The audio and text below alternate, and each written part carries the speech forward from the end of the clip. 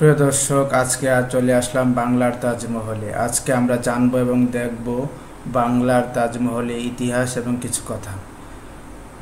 রাজধানী ঢাকা থেকে 10 মাইল পূর্বে পেরাব সোনারগাঁয়ে অবস্থিত প্রকৃত তাজমহল।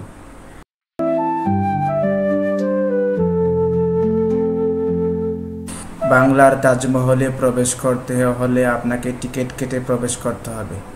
এখানে বাংলার তাজমহল এবং বাংলার পিরামিড দুইটা একত্রে। টিকিটের মূল্য হলো 150 টাকা। এক টিকিট দিয়ে দুই জায়গায় পরিদর্শন করতে পারবেন। তাজমহলে প্রবেশ করতে শাহজাহান এবং মমতাজের ছবিতে স্বাগত জানানো হচ্ছে বাংলার তাজমহলে।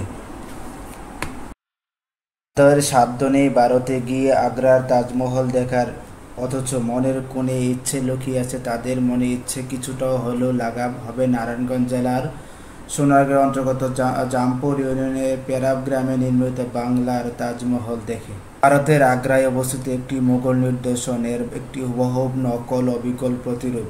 তাজমহল বাংলাদেশের মালিক আহসানুল্লাহ মনি একজন ধনবান চলচ্চিত্র নির্মাতা 2008 সালের ডিসেম্বরে তার তাজমহলের কপিক্যাট সংস্করণ প্রকল্পের ঘোষণা করেন।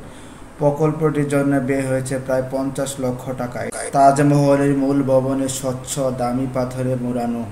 এর অভ্যন্তরে আহসানুল্লাহ মনি ও তার স্ত্রী রাজিয়া দুজনের সমাধি স্থান রক্ষিত আছে। চার কোণে 4টি বড় মিনার, মাঝখানে মূল ভবন সম্পূর্ণ টাইলস করা, সামনে পানির ফোয়ারা, চারদিকে ফুলের বাগান, দুই পাশে দর্শনার্থীদের বসার স্থান। কিভাবে এখানে আসবেন? ঢাকা চট্টগ্রাম মহাসড়ক দিয়ে কুমিল্লা, দাউদকান্দি অথবা সোনারগাঁওগামী যে কোনো গাড়িতে চড়ে মদনপুর বাসস্ট্যান্ড চলে আসবেন। সেখান থেকে অটো অথবা সিএনজি নিয়ে 20 থেকে 25 টাকা ভাড়া পড়বে এই বাংলার তাজমহলে। তাজমহল হয়তো প্রেমের নিদর্শন হিসেবে চিহ্নিত, কিন্তু যার জন্য এত প্রেম সেই বেঁচে থাকতে এই নিদর্শনের সৃষ্টি হলে হয়তো বেশি আনন্দিত হতাম। প্রিয় ভিউয়ার্স, বাংলার পিরামিড দেখতে নেক্সট ভিডিওতে ক্লিক করুন।